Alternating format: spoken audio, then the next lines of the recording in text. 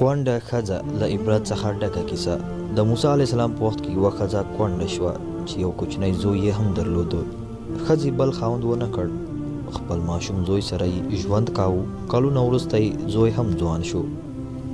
زوی یې چې کله ځوان شو، هره ورځ به د شپې کور ته ناوخته راتلو. هره ورځ به یې ورته مور نصیحت کاوه، خو په زوی یې هیڅ تاثیر نه کاوه. د څو ورځو نصیحت وروسته بیا زوی یې ناوخته کور ته راغی. مور یې ورته بیا نصیحت وکړ.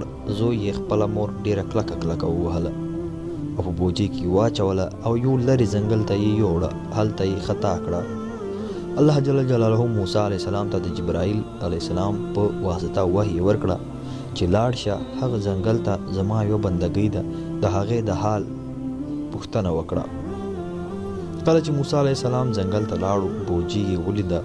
بوجۍ ته یې غوږ نږدې کړو چې د بوجۍ نه داسې اواز راځي: یا الله جل جلاله، ته زما پر سر زما له زوی نه مه خفه کېږه، هغو ته مه په قهر کېږه. همداسې زارۍ یې له الله جل جلاله نه کولې. موسی علیه السلام له کیسې نه خبر شو. الله جل جلاله موسی علیه السلام ته وویل: وګوره چې دا مور په خپل زوی څومره مهربانه ده. او بیا یې ورته وویل چې زه د دغې مور نه 80 ځله زیات مهربانه یم. هیله کوم ملګرو چې ویډیو مو خوښه شوې وي. د لا نورو داسې ویډیوګانو لپاره زموږ چینل سبسکرایب کړئ.